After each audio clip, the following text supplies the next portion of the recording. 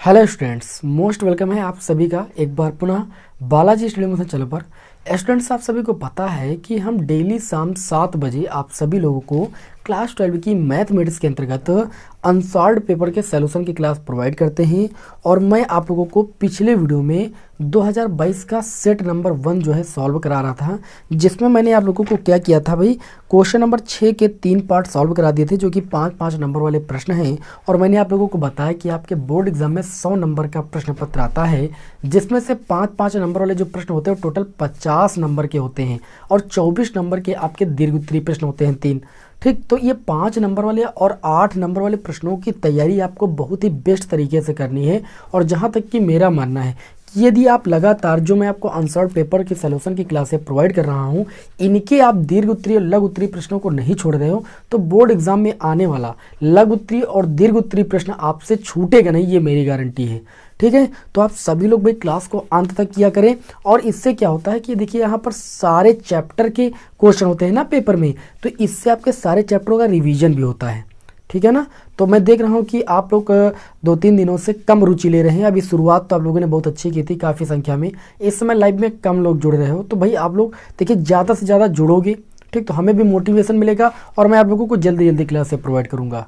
ठीक है ना, तो आप सभी लोग भाई पूरी क्लास को देखा करें, ठीक है ना, और पूरी क्लास को देखेंगे तभी आपको लाभ मिलेगा। आप बीच में छोड़कर चले जाओगे तो आपको कुछ भी नहीं समझ में आने वाला है।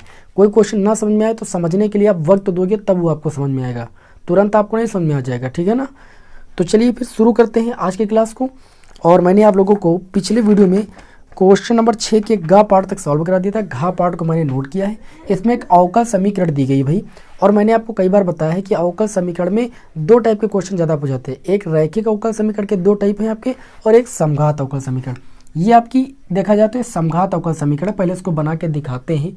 इस समीकरण को कैसे हल करेंगे, देखिए हम क्या करेंगे, एक पक्ष में एक्स डी वाई रोक लेंगे, ये इधर मैंने रोक लिया, इसको उधर ले जाएंगे तो ये आपका हो जाएगा माइनस का एक्स साइन स्क्वायर वाई अपान में एक्स और माइनस का वाई। इस पूरे ब्रैकेट को इंटू बाई डी एक्स है, इस पूरे ब्रैकेट को हम इधर 0 की तरफ लाए हैं और एक्स डी वाई को वैसे ही रोक लिया है। देखिए y इक्वल टू π/4 और x इक्वल टू 1 ये अलग समीकरण है, ये मान अभी बात में रखने हैं। अब देखिए यहाँ पर क्या करेंगे, ये हो जाएगा x dy और इस dx को ला सकते हैं इसके बटे में, और इस माइनस का मल्टीप्लाई करेंगे तो ये y माइनस का है प्लस का हो जाएगा, जो प्लस का है वो आपका माइनस का हो जाएगा, x साइन स्क्वायर y अपान में x। ठीक है ना, ध्यान दीजिएगा सवाल बहुत ही इंपॉर्टेंट है। ये एक समघात अवकल समीकरण का क्वेश्चन है। होमोजीनियस डिफरेंशियल इक्वेशन को हम कैसे सॉल्व करते हैं वो आज के इस वीडियो में हम सीखेंगे आपको। देखिए इसमें क्या करेंगे, यहाँ पर हम एक चीज़ मानेंगे, देखेंगे ये जो समीकरण है ये एक समघात अवकल समीकरण है। इसमें क्या होता है कि y इक्वल टू कुछ लैम्डा करके मान लेते हैं, x इक्वल टू को लैम्डा करके मान लेते हैं और हल करते हैं तो पुनः हमें वही समीकरण मिलती है। मैंने आपको बताया था कि हम कैसे चेक करते हैं कि कोई अवकल समीकरण समघात अवकल समीकरण है। आपने क्लास को अगर देखा तो समझ में आ रही होगी बात कि ये एक आपकी समघात अवकल समीकरण है। और समघात अवकल समीकरण में मैंने कहा था कि प्रथम स्टेप में हम क्या करते हैं, जो y होता है उसको vx के बराबर मानते हैं, माना y इक्वल टू vx। उसके बाद अवकलन करते हैं दोनों पक्षों का, तो हमें मिल जाता है dy by D x equal to v छोड़ते हैं x का x के रिस्पेक्ट में 1 हो जाता है, प्लस का x छोड़ते हैं v का x के रिस्पेक्ट में dv बाई डी एक्स हो जाता है। आप क्या करते हैं भाई, मान रख देते हैं इसमें। तो मान रखने पर स्टेप बाय स्टेप को समझिएगा। मान रखने पर देखिए, मान रखेंगे तो x है, यहाँ पर x रहने देंगे, ठीक है ना, और यहाँ पर dy बाई डी एक्स का मान कितना है, v प्लस का x dv अपान में dx है, रख दिया, equal to y equal to आपने vx माना था तो vx रख दीजिए, माइनस का x साइन स्क्वायर, इस y के स्थान पर y इक्वल टू आपने vx माना, vx रख दीजिए अपान में x। ये x से x कैंसिल हो जाएगा, ये हो जाएगा आपका x v प्लस का x dv, या पहले एक काम करते हैं गुणा कर लेते हैं, v का गुणा x से करेंगे vx, x का गुणा x से करेंगे x स्क्वायर dv अपान में dx equal to vx minus का x sine square. Step by step समझते जाना भाई। देखिए यहाँ पर v बचा तो v को लिख लेंगे, ठीक है ना, vx से vx दोनों पक्षों में कैंसिल हो जाएगा, या इधर लेकर आओगे तब 0 हो जाएगा। ठीक है, ये मैं काट के बता रहा हूँ, आपको काटना नहीं भाई, है ना। तो यहाँ पर देखिए आपका हो जाएगा एक्स स्क्वायर dv अपान में dx इक्वल टू माइनस का x साइन स्क्वायर v बचा।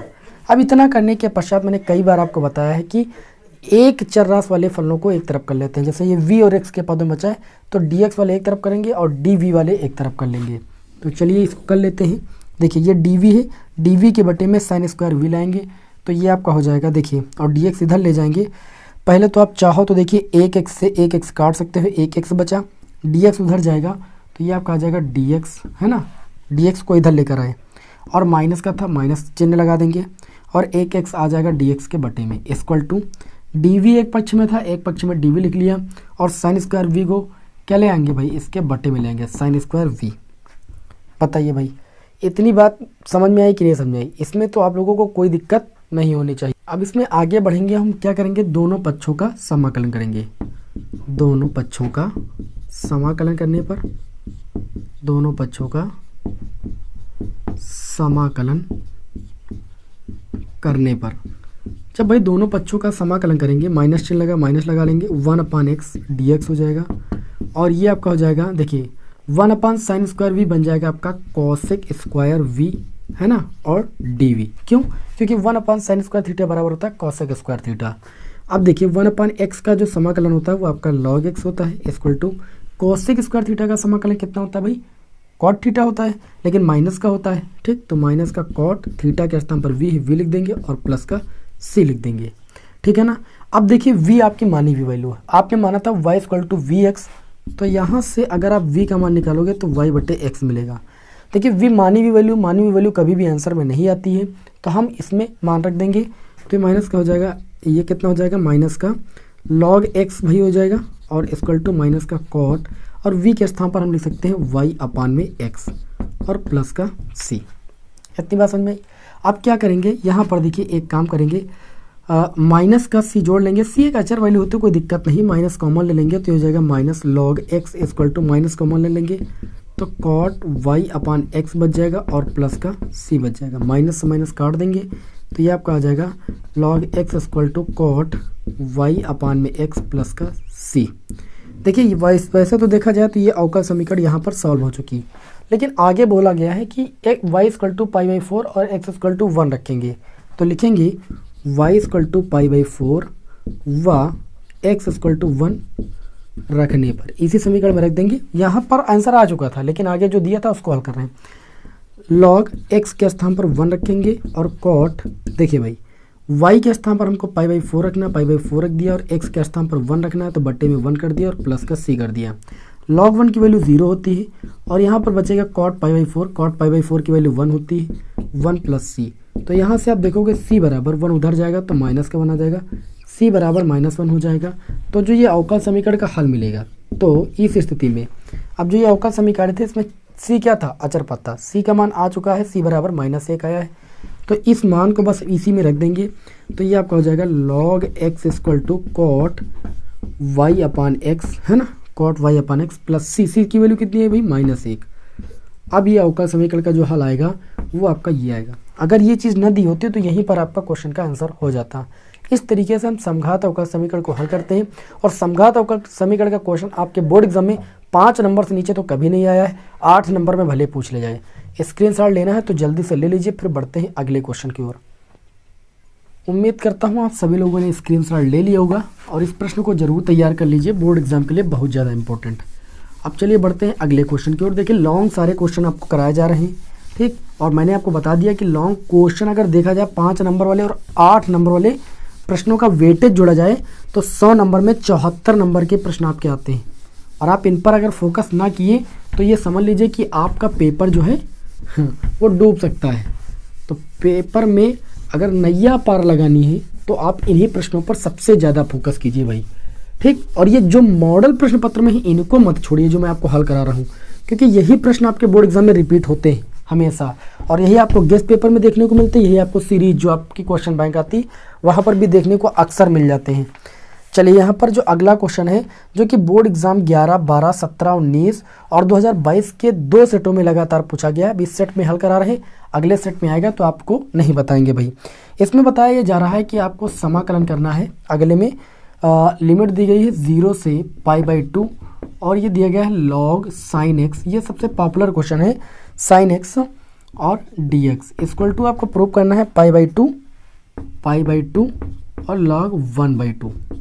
ये निश्चित समाकलन का क्वेश्चन है और निश्चित समाकलन का क्वेश्चन आपके बोर्ड एग्जाम में हमेशा 5 नंबर में या 8 नंबर में ही आता है। तो निश्चित समाकलन की मैंने मैराथन क्लास कराई जिसमें ये क्वेश्चन मैंने कराया होगा, अब देख लेना। सभी महत्वपूर्ण चैप्टर के प्रश्नों की प्लेलिस्ट मैंने बना दी है, ठीक है। लिंक आपको मिल ही जाता है, चाहे डिस्क्रिप्शन में चेक कर लीजिए या कमेंट बॉक्स में।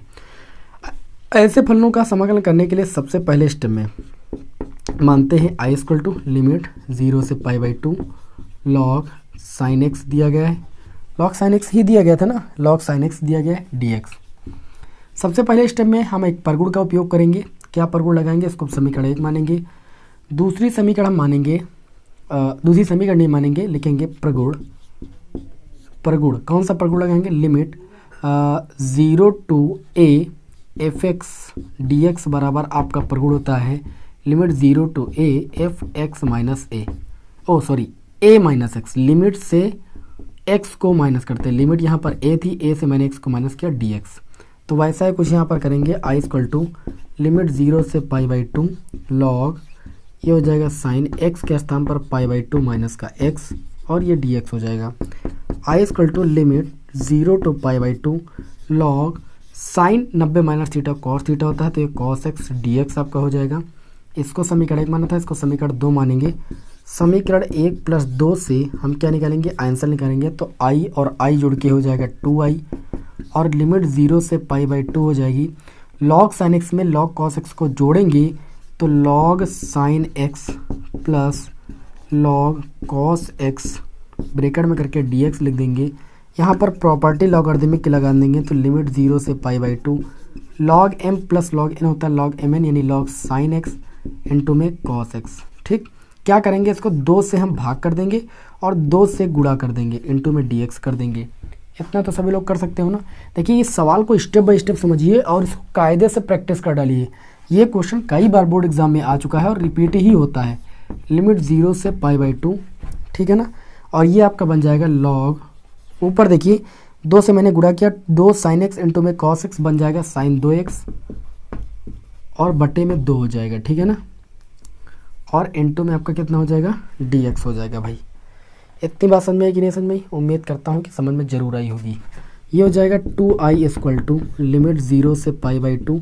यहाँ पर लॉगरिथमिक की प्रॉपर्टी लगाएंगे, log sin 2x को अलग कर देंगे, माइनस log 2 को अलग कर देंगे क्योंकि ये log m/n के रूप का लिखा हुआ था। अब अलग अलग समाकलन कर लेंगे तो ये हो जाएगा 2i = लिमिट 0 से π/2 log sin 2x dx को अलग कर लिया माइनस और log 2 dx, इसका समाकलन 0 से π/2 मैंने अलग कर दिया। अब हम क्या करेंगे? देखिए इसका समाकलन तो आसानी के साथ कर लोगे, log 2 बाहर हो जाएगा और dx का x हो जाएगा, लिमिट पुट कर देंगे। मेन आता है इसका, ठीक। तो यहाँ पर हम क्या करते हैं, चलिए सबसे पहले इसको सॉल्व कर लेते हैं पहले। चलो यहीं पर हल करते हैं इसी में। तो ये आपका हो जाएगा 2i = ठीक। यहाँ पर मान लेते हैं, थोड़ा सा मान लेते हैं कि जो 2x है वो t के बराबर है और समाकलन में जब 2x बराबर t मानते हैं तो अवकलन करते हैं तो ये हो जाएगा 2x का 1 हो जाएगा और t का dt में dx हो जाएगा। तो यहाँ से dx बराबर आपको मिल जाएगा dt/2। वैल्यू पुट करेंगे 2i = लिमिट, अब लिमिट भी चेंज कर लेंगे, t के पदों में बदला है तो देखिए लिमिट रखेंगे, इसमें पहले लोअर लिमिट रखेंगे 2 गुणे x के स्थान पर 0, तो t का मान 0 मिला तो 0 रख देंगे। अपर लिमिट इसमें पुट करेंगे 2 गुणे x के स्थान पर π/2 और बराबर t, इसको हल करेंगे तो t बराबर पाई मिला, यानी ये अपर लिमिट पाई में बदल जाएगी, ठीक है ना। और ये आपका हो जाएगा log sin और 2x को हमने t माना, t कर दीजिए और इंटू में dt का मान dt/2 था, dx के स्थान पर कितना था dt/2, तो 1/2 बाहर कर लेते हैं और माइनस इसमें से log 2 बाहर हो जाएगा और इसका समाकलन dx का x हो जाएगा और लिमिट हो जाएगी 0 से π/2। अब ये आपका हो जाएगा 2i = 1/2, है ना। ध्यान दीजिएगा थोड़ा सा, ये आपका कितना हो जाएगा, इसको देखिए आप इतना लिख सकते हो लिमिट 0 से पाई और इसको ले सकते हो log sin x dx minus log 2, अभी बता रहे हैं। इसमें पहले आप अपर लिमिट x के स्थान पर पुट करोगे माइनस लोअर लिमिट यानी 0 पुट करोगे। देखिए एक प्रॉपर्टी होती है, प्रॉपर्टी क्या होती है कि अगर लिमिट a से b दी गई है और fx dx लिखा है तो प्रगुण कहता है कि लिमिट अपरिवर्तित रहे यानी लिमिट ना बदले तो इसकी राशियों में परिवर्तन कर दें यानी ft dt लिख दें तो कोई दिक्कत नहीं है, ये परगुण कहता है। तो जहाँ टी के रूप में था उसको हमने एक्स के रूप में बदल लिया। ठीक, अब ये हो जाएगा 2i इक्वल टू 1/2, है ना। और अगर मैं एक तरीके से देखूं तो इसमें अगर यहाँ से हम 2 से गुणा कर देते हैं तो जो लिमिट होती है उसमें 2 से भाग हो जाता है। ये भी परगुण आपको पता होना चाहिए, सारे परगुणों का ही खेल है यहाँ पर। ठीक, तो मैंने 2 से लिमिट अपर लिमिट को भाग कर दिया तो 2 से यहाँ गुणा कर दिया। अब ये हो गया log sin x dx minus log 2, और ये आपका आ गया इंटू में π/2। उम्मीद करता हूँ समझ में आ गया होगा। ये 2 से 2 आपका हो गया भैया कैंसिल। ठीक, इसको थोड़ा यहाँ पर सॉल्व कर देते हैं, नहीं आएगा तो अभी इधर रफ करेंगे फिर हम, है ना। देखिए भाई ये आपका हो जाएगा 2i इक्वल टू, यहाँ पर आप देखोगे तो ये जो सारी चीज़ लिखी हुई है लिमिट 0 से π/2 log sin x dx, आप देख सकते हैं इसको आपने i के बराबर समीकरण 1 से माना था तो इसके स्थान पर i लिखा जा सकता है, और माइनस ये आपका हो जाएगा log 2 और इंटू में π/2। बताइए इतनी बात समझ में आ गई। अब ये i इधर लेकर आएंगे तो 2i माइनस i हो जाएगा बराबर माइनस π/2, और ये कितना हो जाएगा log 2। π/2 मैंने पहले लिख लिया। अब 2i से i जाएगा तो i इक्वल टू आ जाएगा माइनस π/2 log 2। ये आपके इस क्वेश्चन का आंसर हो जाएगा। अगर आपको लग रहा है कि ये चीज़ और ये चीज़ अलग अलग है तो अलग अलग नहीं है, इसको आप लिख सकते हो। देखो कैसे, i इक्वल टू π/2 है ना, log 2 की पावर, ये माइनस 2 की पावर में जाएगा -1 हो जाएगा, और ये आपका हो जाएगा π/2 log 2 की पावर -1 का मतलब 1/2। ठीक, तो चाहे ऐसे आप लाइए या ऐसे लाइए, दोनों चीज़ एक ही चीज़ है, और यही चीज़ इस क्वेश्चन में आपको प्रूफ करनी थी, जो कि बहुत ही आसान तरीके से मैंने आपको प्रूफ करना बताया। थोड़ा सा ध्यान रखना है परगुणों का, ठीक है, परगुणों का उपयोग होता है, इसलिए मैंने कहा इस सवाल की कायदे से अच्छे से प्रैक्टिस आप कर डालिए। ठीक, स्क्रीनशॉट लीजिए, बढ़ते हैं फिर अगले क्वेश्चन की ओर। उम्मीद करता हूँ कि आप सभी लोगों ने स्क्रीनशॉट ले लिया होगा। फिर हम बढ़ेंगे। अब अगला जो क्वेश्चन आया है 5 नंबर में, वो आपका एक प्रायिकता का क्वेश्चन आया है, जो कि मैंने आपको महत्वपूर्ण प्रश्नों की प्लेलिस्ट में आप देखना प्रायिकता का क्वेश्चन एक कराया भी है। इस टाइप के एक ही नहीं, मैंने कई जो है क्वेश्चन आपको कराए हैं, जो कि बोर्ड एग्जाम में रिपीट होंगे तो यहीं से रिपीट होंगे। ठीक है ना, तो चलिए भाई इसको थोड़ा सा रफ कर देते हैं और समझते रहिएगा भाई। क्लास को अंत तक देखते रहोगे तब ज़्यादा अच्छा रहेगा, और अगर आप आधी अधूरी क्लास छोड़ के जाओगे तो भाई नहीं समझ आएगा। बार बार मैं बात कर रहा हूँ, और मैंने ये भी बताया कि इन प्रश्नों का जो रोल होता है आपके बोर्ड एग्जाम में बहुत ज़्यादा होता है। तो चलिए अब देखते हैं 6वें का चा पार्ट। तो 6वें के चा पार्ट में ये दिया गया है कि आपको P A union B, probability of A union B का मान निकालना है। दिया गया है यदि 2 गुणे प्रोबेबिलिटी ऑफ A, है ना, एक घटना A है, उसकी संभावना कितनी दी गई है, प्रोबेबिलिटी ऑफ B बराबर आपको दिया गया है 5/13। ठीक, और साथ ही में दिया गया है probability of A upon B का मान कितना दिया गया है, probability of A upon B का मान दिया गया है 2/5। इस सवाल में केवल सूत्र का खेल है, प्रोबेबिलिटी के सूत्र आते हैं, क्वेश्चन ऐसे ही सॉल्व हो जाएगा। देखिए कैसे, सबसे पहले probability of A union B निकालना है, तो आप वी नो दैट लिखिए। वी नो दैट, आप सभी लोग जानते हो कि अगर probability of A union B का मान हमें निकालना है तो सूत्र होता है probability of A plus probability of B minus probability of A intersection B, ये सूत्र होता है भैया। ठीक, तो हमको चाहिए सबसे पहले probability of A intersection B की वैल्यू, इसको समीकरण मानेंगे। तो हम सूत्र जानते हैं कि probability of A upon B का सूत्र होता है probability of A intersection B अपान में जो बटे में होता है उसी को लिखते हैं प्रोबेबिलिटी ऑफ B। ठीक, जिसने सूत्र पढ़ा है बहुत ही आसान हो जाएगा। Probability of A upon B का मान 2/5 है, और प्रोबेबिलिटी ऑफ A इंटरसेक्शन का मान आपको पता नहीं है, और प्रोबेबिलिटी ऑफ B का मान आपको दिया गया है 5/13, तो 5/13 लिख दिया। कैंची गुणा करेंगे तो ये इसका गुणा हो जाएगा, तो ये आपका हो जाएगा 2/13। देखिए जब गुणा करोगे आप इसका इससे तो 5 से 5 आपका कैंसिल हो जाएगा ऊपर नीचे होने की वजह से, और बाकी जो है ये आपका मल्टीप्लाई हो जाएगा, तो 2/13 बराबर आ जाएगा probability of A intersection B का मान। ठीक है ना, अब नाउ लिखेंगे, नाउ के समीकरण से, समीकरण 1 से।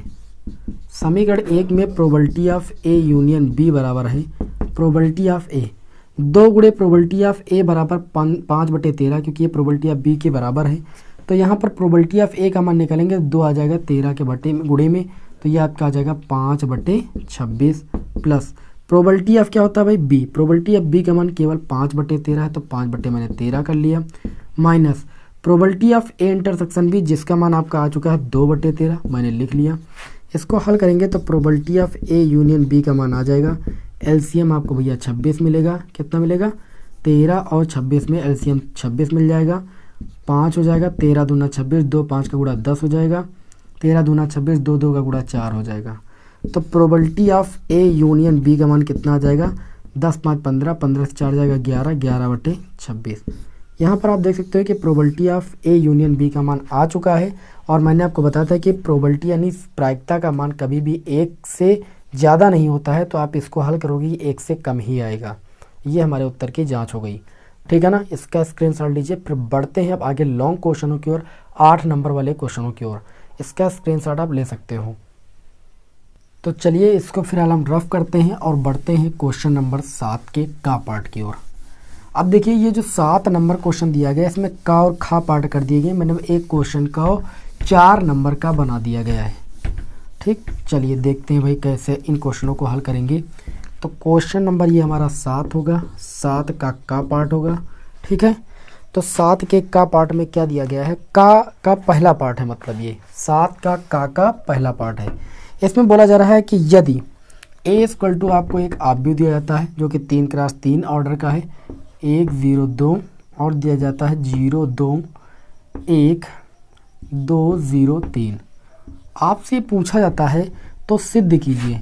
तो आपको सिद्ध करना है, क्या करना है सिद्ध भैया? ध्यान से देखिएगा, सिद्ध करो कि क्या सिद्ध करना है भाई?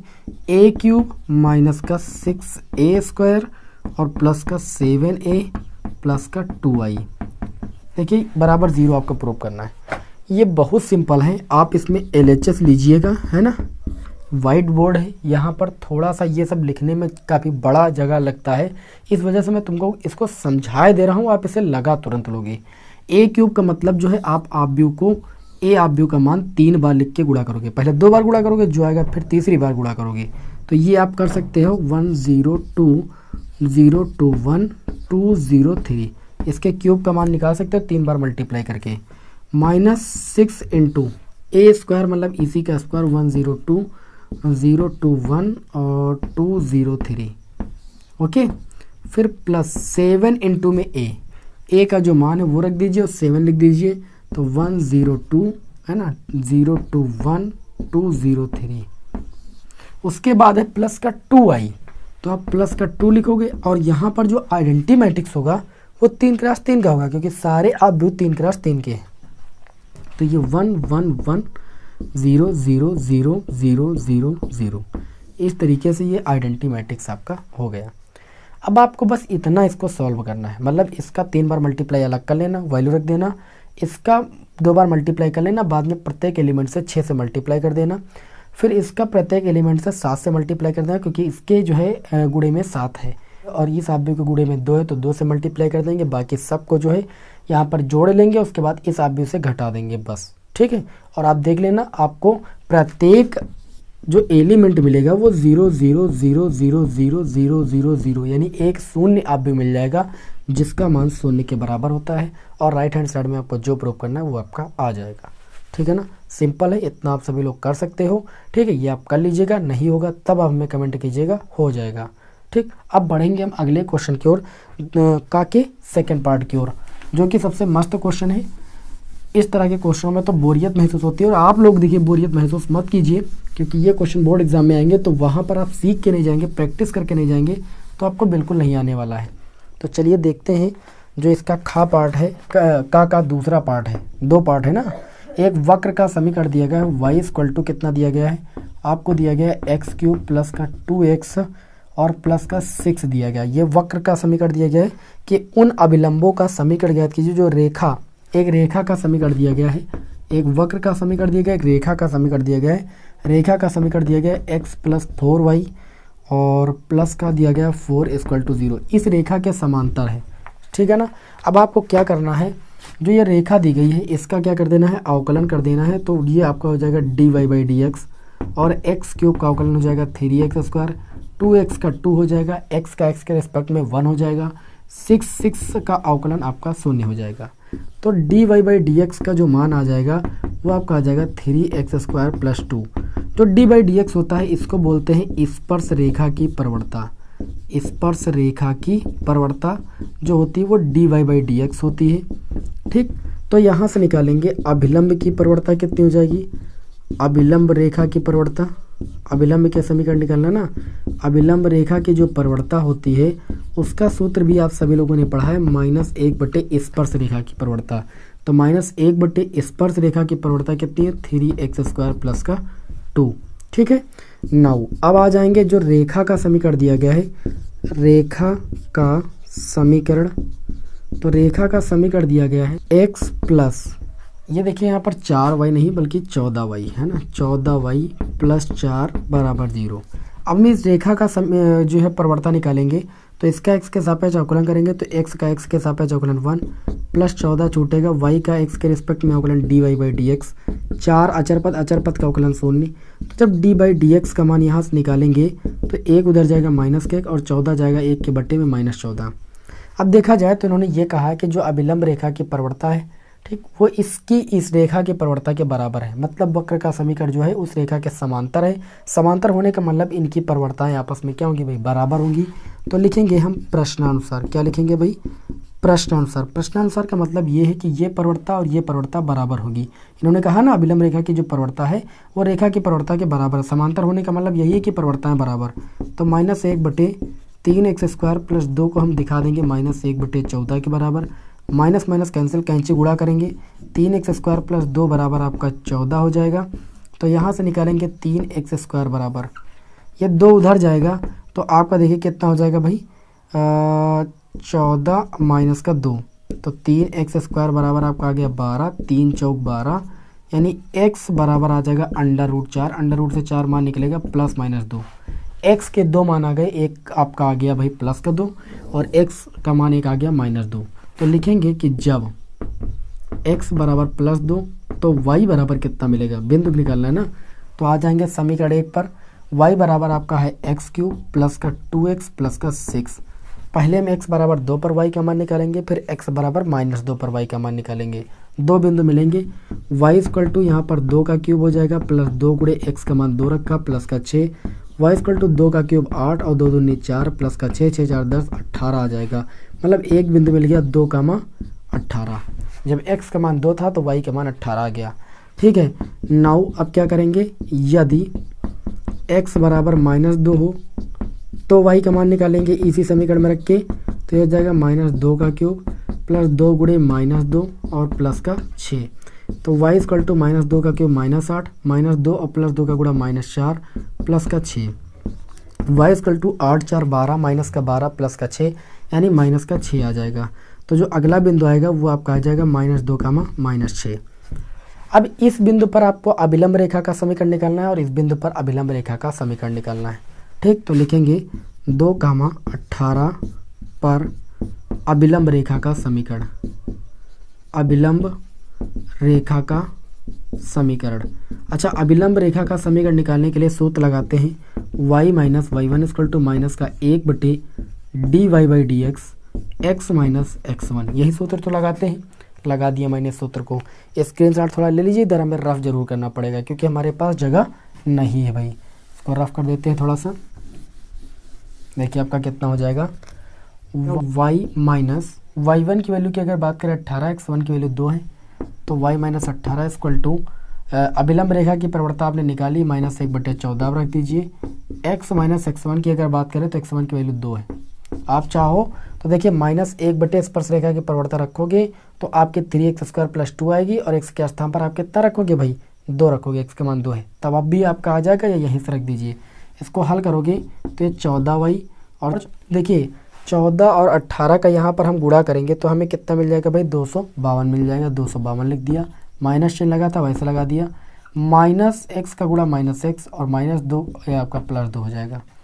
इस -x को इधर लागे, प्लस का x हो जाएगा, प्लस का ये आपका 14y हो गया, माइनस का 252 हो गया, और इस 2 को इधर लाएंगे -2 बराबर 0। तो इस तरीके से आप देख सकते हो यहाँ पर x प्लस का 14y और माइनस का 250 बराबर 0। एक बिंदु पर आपको एक समीकरण मिल गया। अब जो दूसरा बिंदु है उस दूसरे बिंदु पर दूसरा समीकरण मिल जाएगा। इसी प्रकार आप लिखोगे इसी प्रकार जो दूसरा बिंदु आया था -2 कामा -6 पर समीकरण निकालेंगे अभिलंब का y माइनस, हमने कहा ये x1 होता है ये y1 की वैल्यू -6 माइनस सूत्र वाला +6 हो जाएगा। -1/14 आपकी परिवर्ताएँ थी अभिलंब रेखा की, x माइनस x1 की वैल्यू -2 है तो ये +2 हो जाएगा। माइनस सूत्र लाओ -2 ये पहले से 14 और y का गुणा हो जाएगा 14y। ठीक, और 14 छंग कितना होता है भाई 84 होता है बराबर -x प्लस ये कितना हो जाएगा भाई -2, माइनस का गुणा 2 से होगा तो ठीक है ना। आगे चलिए इसको हल करते हैं और दूसरा समीकरण में क्या मिलने वाला है, मिल जाएगा -x इधर आएगा प्लस का x हो जाएगा, प्लस का 14y पहले से है, प्लस का 84 और ये माइनस का 2 इधर आएगा, प्लस का 2 बराबर 0। x प्लस 14y और प्लस का 84 2 86 बराबर 0। ये दूसरा समीकरण आ गया। आपसे यही पूछा गया था कि समीकरणों को ज्ञात कीजिए, तो यही दोनों समीकरण आपके हो जाएंगे इस क्वेश्चन के राइट आंसर। ठीक है ना, कोई त्रुटि तो नहीं है भाई, कोई त्रुटि नहीं। त्रुटि यही है यहाँ पर कि -252 था -2 था, ये जुड़ेगा माइनस का 200 कितना हो जाएगा भाई 54। इसको सही कर लीजिए और बाकी हमारे समझ से कोई त्रुटि नहीं है, यही आपके दोनों समीकरण हो जाएंगे। उम्मीद करता हूँ कि अच्छे तरीके से समझ में आ गया होगा। स्क्रीनशॉट ले लीजिए, फिर बढ़ते हैं आगे के क्वेश्चन की ओर। तो चलिए अब हम बढ़ेंगे आगे के क्वेश्चन की ओर। तो भाई अगले क्वेश्चन में क्या बोला जा रहा है इसको देखते हैं ना। इसको रफ कर देते हैं। आगे देखिए, अवकल नियता सांतत्य एवं अवकल नियता से 4 नंबर के 2 प्रश्न आए हुए हैं। पहला प्रश्न क्या बोला जा रहा है, इसमें एक फलन दिया गया है। ये क्वेश्चन नंबर 7 के खा पार्ट का पहला पार्ट है। एक फलन f(x) बराबर आपको दिया गया है। f(x) का मान x है यदि x की value less than equal to 1 है, और f(x) का मान 5 के बराबर है यदि x की वैल्यू ग्रेटर देन 1 है। ठीक, आपको सांतत्य का परीक्षण करना है। x बराबर 0 पर सांतत्य का परीक्षण करना है। तो x बराबर 0 पर अगर फलन की वैल्यू की बात करें तो f(x) बराबर आपका कितना आ जाएगा, x बराबर 0 पर फलन की वैल्यू आपकी 0 ही आ जाएगी। क्यों, क्योंकि अगर बात करें तो f(x) का मान x होगा और जैसे ही आप 0 रखोगे तो ये आपका 0 आ जाएगा। फिर हम क्या करते हैं, लेफ्ट हैंड लिमिट निकालते हैं। सांतत्य का परीक्षण कैसे करते हैं, उस फलन पर लिमिट की वैल्यू, उस लिमिट पर फलन का मान और LHL का मान, लेफ्ट हैंड लिमिट और राइट हैंड लिमिट तीनों इक्वल होनी चाहिए। तो उस दी गई लिमिट पर फलन हमारा कंटिन्यूअस होता है यानी सतत होता है। LHL निकालेंगे तो हो जाएगा limit h tends to 0 minus 0 से हल्की कम वैल्यू के लिए जो फलन होगा पहले वो चेक करेंगे। तो लिमिट x टेंड टू है ना, x tend to 0 minus x tend to 0 minus 0 से हल्की कम वैल्यू की अगर बात करें तो 0 से कम वैल्यू के लिए देखिए यहाँ पर 1 बड़ा है, 1 से कम वैल्यू के लिए x है, और जैसे x के स्थान पर लिमिट पुट करेंगे 0 आ जाएगा। इसी तरीके से RHL निकालेंगे तो ये आपका आ जाएगा limit x tend to 0 plus f(x). 0 से हल्की बड़ी वैल्यू की अगर बात करें तो 0 से हल्की बड़ी वैल्यू के लिए जो आपका फलन का मान होगा वो भी आपका x ही होगा। ठीक है, x क्यों होगा, देखिए यहाँ पर लिखा है 1 के बराबर। 1 के बराबर का मतलब क्या है, 0 से बड़ी वैल्यू है भाई। ठीक, तो बराबर वैल्यू के लिए भी आप 1 के बराबर है और 1 से कम है, मतलब 0 से तो बड़ी है ना। तो यहाँ पर हम क्या कर सकते हैं, f(x) का मान x ही रखेंगे। 1 से जब बड़ी वैल्यू हो, 1 से बड़ी हो तब आप 5 रखना है। लेकिन यहाँ पर 0 से बड़ी की बात करिए तो 0 से बड़ी के लिए फलन यही होगा x, और जैसे x के स्थान पर लिमिट पुट करेंगे तो 0 ही आएगा। तो कहोगे चूँकि यहाँ पर जो LHL है, ठीक, और जो RHL है और जो आपके फलन की वैल्यू दी गई लिमिट पर, वो तीनों चीज़ें इक्वल हैं, इसलिए x बराबर 0 पर क्या है भाई, सतत है। बहुत आसान क्वेश्चन था। फिर हम क्या करेंगे, अब x बराबर 1 पर इसी तरीके से परीक्षण करेंगे। तो निकालेंगे पहले f(x) बराबर, x बराबर 1 के लिए जो फलन की वैल्यू है वो कितनी है, आप देख सकते हो सामने लिखा हुआ है x लिखा हुआ है। तो यहाँ से हम पहले इस दी गई लिमिट पर f1 यानी फलन की वैल्यू निकालेंगे तो 1 आएगी। फिर लेफ्ट हैंड लिमिट निकालेंगे, लिमिट x टेंड टू 1 से हल्के कम वैल्यू के लिए फलन लिखेंगे, यानी x टेंड्स टू 1 माइनस यानी 1 से हल्की कम वैल्यू के लिए। तो 1 से कम वैल्यू के लिए आप देख सकते हो 1 से कम मान के लिए फलन का मान x है, और जैसे x के स्थान पर 1 पुट करेंगे 1 ही आएगा।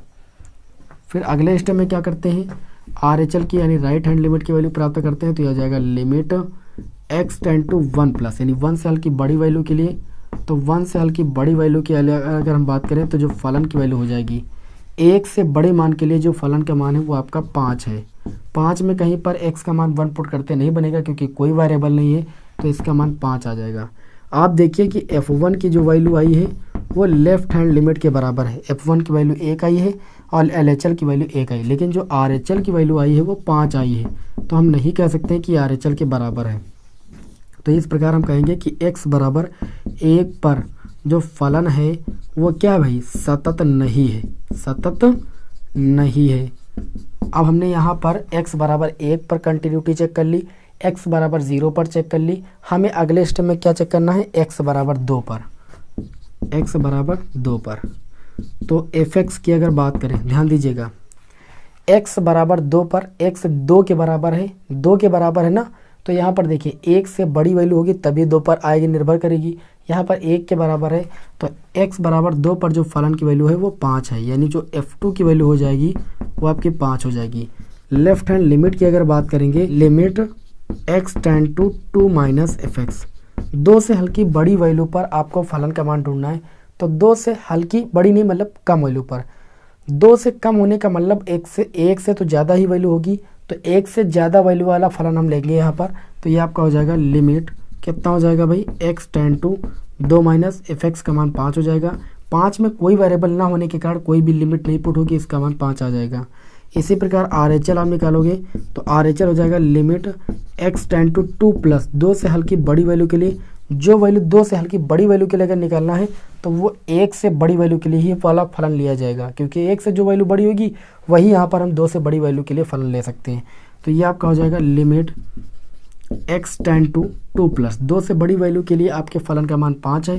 जैसे यहाँ पर 5 रख देंगे, 5 में कोई वेरिएबल ना उपस्थित होने के कारण हम यहाँ पर x की वैल्यू 2 नहीं पुट कर सकते हैं, इसलिए इसका मान भी कितना हो जाएगा 5। तो यहाँ पर आप देख सकते हो कि जो f2 की वैल्यू आई, जो लेफ्ट हैंड लिमिट की वैल्यू आई, जो राइट हैंड लिमिट की वैल्यू आई, ये तीनों वैल्यू इक्वल आ गई।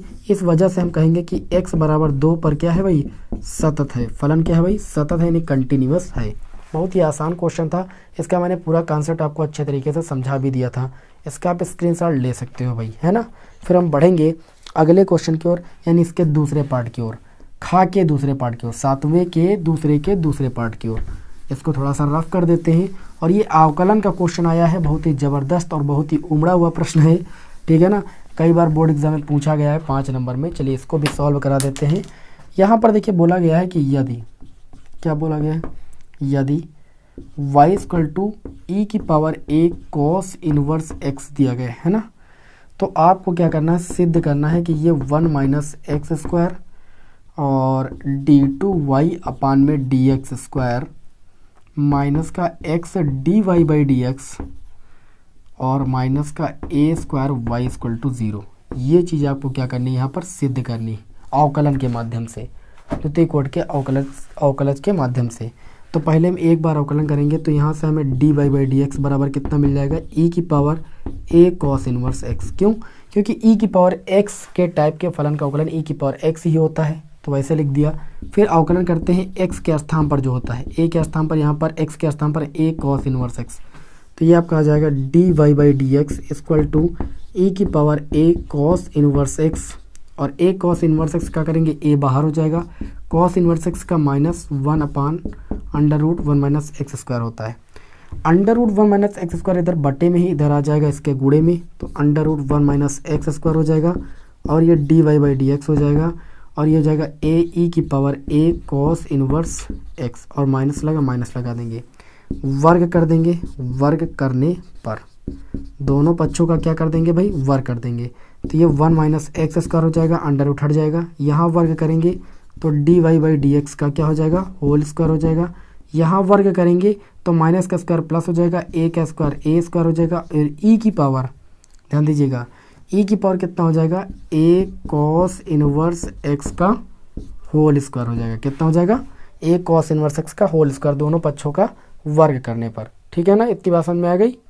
अब देखिए यहाँ पर क्या कर सकते हैं, ये हो जाएगा 1 minus x square dy by dx का whole square equal to a square, e की power a cos inverse x आपका मैंने y के बराबर दिया गया था, तो हम y लिख लेते हैं, स्क्वायर था y स्क्वायर कर लिया, ठीक। अब यहाँ पर देखिए एकदम सिंपल है, यहाँ पर फर्स्ट इंटू सेकंड लगा के पुनः जो है अवकलन कर दोगे, तभी आपको द्वितीय कोटि का अवकलज मिलेगा, अन्यथा की स्थिति में नहीं मिलेगा। तो देखिए अब आगे के स्टेप में हम क्या करते हैं भाई, बस पुनः यहाँ पर लिख देना कि पुनः x के सापेक्ष अवकलन। क्या भाई, पुनः x के सापेक्ष अवकलन। जब भैया पुनः x के सापेक्ष अवकलन करेंगे तो ये आपका हो जाएगा 1 माइनस एक्स स्क्वायर। पहले एक काम करते हैं, d Y by D x की होल स्क्वायर को हम छोड़ देते हैं, फर्स्ट फलन मान लेते हैं इसको मैंने छोड़ा, इसका अवकलन करेंगे 1 माइनस एक्स स्क्वायर का, तो 1 माइनस आपका 2x आएगा। देखिए 1 का शून्य हो जाएगा भाई, 1 का शून्य हो जाएगा और एक्स स्क्वायर का 2x हो जाएगा। फिर प्लस लगाते हैं, ठीक, प्लस लगाने पर फिर उसके बाद 1 माइनस एक्स स्क्वायर वाले को छोड़ देते हैं और डी बाई डी एक्स के होल स्क्वायर का अवकलन करते हैं। तो 2 पहले पावर आगे आती है, d Y by D x हो गया, ठीक, पावर एक कम होगी तो एक पावर लिखी नहीं जाएगी। फिर डी बाई डी एक्स का अगेन करेंगे तो कितना हो जाएगा, d two y by D x square. अवकलन करना जानते हो ना।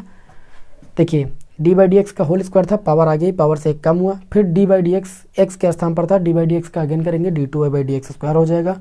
और इधर देखिए इक्वल टू में था ए स्क्वायर अचर पद है और वाई स्क्वायर का 2y हो जाएगा, वाई का अगेन करेंगे d Y by D x हो जाएगा।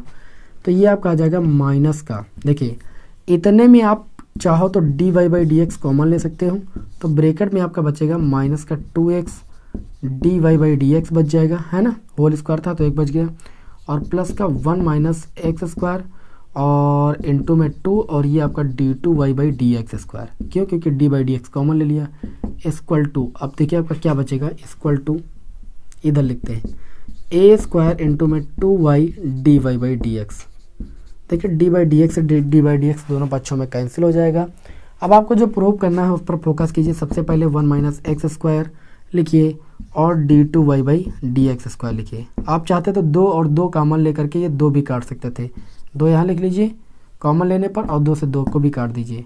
अब ये केवल बचता 1 minus x square d two y by D x square और फिर माइनस का x d Y by D x बच जाता, इक्वल टू में बच जाता ए स्क्वायर वाई, जो कि आपको प्रूफ करना था और ये आपका प्रूफ हो चुका है। बहुत ही आसान क्वेश्चन था। अगर ऐसे क्वेश्चन भी आपको समझने में दिक्कत होती है तो इसका मतलब मैथ आपकी वीक है, ठीक है। आंसर पेपर हल करने से पहले आप पहले चैप्टर को भली बात पढ़ लें, ठीक है ना। चलिए क्लास कैसी लगी आप जो हमें कमेंट बॉक्स में ज़रूर बताइए। मिलते हैं आपको नेक्स्ट वीडियो में। जय हिंद, वंदे भारत। जय हिंद, वंदे मातरम।